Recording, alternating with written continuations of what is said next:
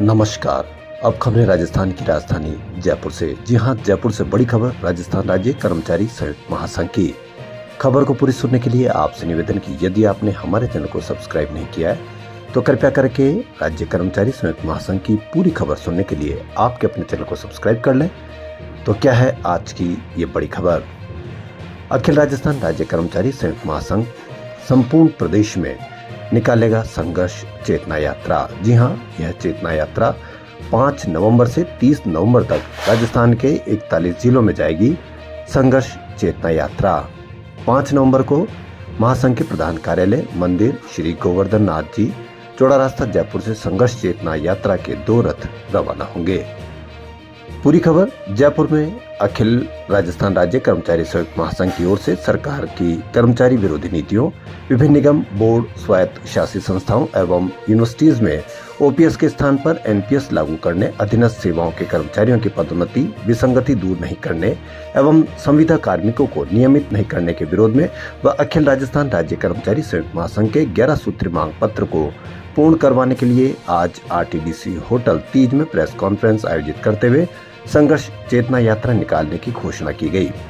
अखिल राजस्थान राज्य कर्मचारी संयुक्त महासंघ के प्रदेश अध्यक्ष महावीर शर्मा ने बताया कि राज्य सरकार विगत 2 वर्षों से प्रदेश के कर्मचारियों की लगातार उपेक्षा कर रही है।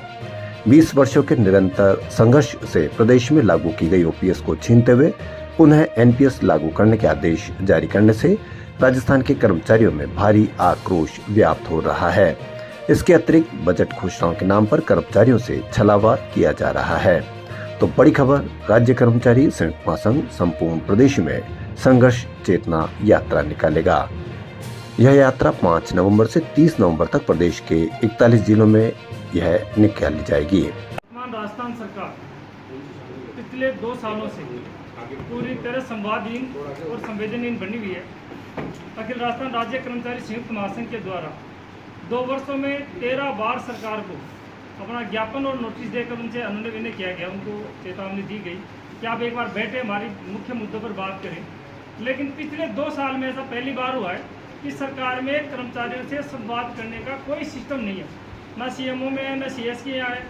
सीएस साहब की तो स्थिति यह है कि कोई जन सुनवाई करे वैसे आके गैलरी में सुन रहे हैं और सरकार के कुछ अधिकारी इतने निरंकुश हो गए हैं वो अपनी मर्जियाँ थोप रहे हैं, जिनको लेकर राजस्थान के कर्मचारियों में जबरदस्त आक्रोश व्याप्त है। इसके साथ कुछ ज्वलंत मुद्दे हैं।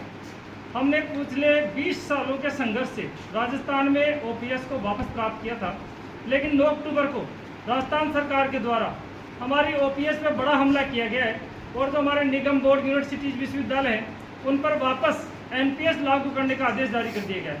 ये राजस्थान के कर्मचारियों के हितों पर बड़ा आघात है। इसको लेकर कर्मचारियों में आक्रोश है। इसके साथ ही सरकार लगातार पिछले 2, 3, 4 बजट से कैडर स्ट्रेंथन की बात कर रही है, लेकिन जो सबऑर्डिनेट सर्विसेज के कैडर हैं उनमें एक का भी कैडर स्ट्रेंथन नहीं किया गया। आश्चर्यजनक स्थितियाँ यह है कि एएनएम जो राजस्थान में 22,000 का नेतृत्व करती है वो एएनएम से रिटायर हो रही है। 12,000 पद है। पशु चिकित्सा कर्मचारी जो 11,000 से ज़्यादा संख्या में है, 14% पद है, वहीं से पशु चिकित्सा कर्मचारी पशुधन निरीक्षक से रिटायर हो रहा है। शारीरिक शिक्षक से सेवानिवृत्त हो रहा है। तृतीय श्रेणी शिक्षक से रिटायर हो रहा है। ग्राम विकास अधिकारी एक आध पदों की बड़ी मुश्किल से ले रहा है। पटवारियों की स्थिति है। सूचना सहायक है, सबऑर्डिनेट सर्विसेज के, कृषि पर्यवेक्षक है, पूरे जीवन काल में एक पदोन्नति नहीं हो रही। तो ये जो सबऑर्डिनेट सर्विसेज से जुड़े हुए लोग हैं, वर्क चार्ट एम्प्लॉइज है, हमारे सहायक कर्मचारी है, इन लोगों को लेकर एक पदोन्नति विसंगति भी एक बड़ा मुद्दा राजस्थान में वर्तमान में बना हुआ है। इसके लिए हमने बार बार निवेदन किया, लेकिन सरकार इस पर भी सुनवाई नहीं कर रही। वेतन विसंगतियों के नाम पर कमेटियों का गठन हो रहा है। कमेटियां गठन करते हैं, कमेटियों की रिपोर्ट सरकार अपनी मर्जी से पहली बार खेम राज्य समिति की रिपोर्ट ली है, उसको इतना मैनिपुलेट किया गया है कि एक भी कर्मचारी का, सिंगल कर्मचारी का वेतन में बढ़ोतरी नहीं हुई है। इससे ये एक प्रकार से कर्मचारियों के साथ ठगी है। इन सारे मुद्दों को लेकर हमारा महासंघ संघर्ष चेतना आंदोलन प्रारंभ कर रहा है। संघर्ष चेतना आंदोलन के तहत हमने 23 सितंबर को पहले सीएस को ज्ञापन दिया। सीएस साहब के आदेशों की स्थिति है कि उन्होंने डीओपी सेक्रेटरी को डायरेक्शन दिए कि इनके साथ बैठो और बात करो। डीओपी सेक्रेटरी सीएस की बात नहीं मान रहे। 23 सितंबर के ऑर्डर के बाद आज तक हमारे से टेबल पर वार्ता नहीं हुई। ये क्या चल रहा है सरकार में? ऐसे फाइनेंस में हमने ज्ञापन दिया, सीएम के यहाँ ज्ञापन दिया, कोई सुनवाई नहीं है। 5 लाख राजस्थान के संविदा कार्मिक है जिनको ये बार बार करेंगे नियमित कर रहे हैं, प्रलोभन दिए जा रहे हैं, लेकिन एक भी संविदा कार्मिक को आज तक नियमित नहीं किया गया।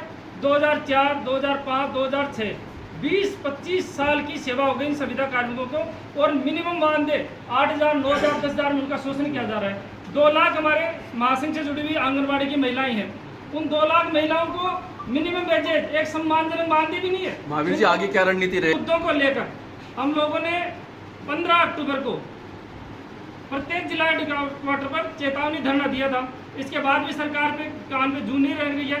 तो अब हमारा जो महासंघ है, जो राजस्थान के 8 लाख कर्मचारियों को रिप्रेजेंट करता है, वो 5 नवंबर से महासंघ का जो हेडक्वार्टर है गोवर्धननाथ जी का मंदिर, 5 नवंबर को वहाँ से हम लोग संघर्ष चेतना यात्रा प्रारंभ करने जा रहे हैं। हमारे 2 दल संघर्ष चेतना यात्रा के रूप में वहाँ से प्रारंभ होंगे। ये राजस्थान के प्रत्येक ब्लॉक हेडक्वार्टर और जिला मुख्यालय पर जाएंगे। हम लोग कर्मचारियों से संवाद करेंगे, सरकार को चेताना का काम करेंगे कि सरकार हमारे साथ बैठे। हम लोग सिर्फ कर्मचारियों के मुद्दे की बात नहीं कर रहे। सरकार में 2 लाख नियमित पद रिक्त पड़े हैं जो राजस्थान के बेरोजगारों के साथ छलावा है। खबरों फिलहाल इतना ही। यदि आपको हमारा चैनल पसंद आए तो एक बार पुनः आपसे निवेदन, आपके अपने चैनल को सब्सक्राइब कर लें। धन्यवाद।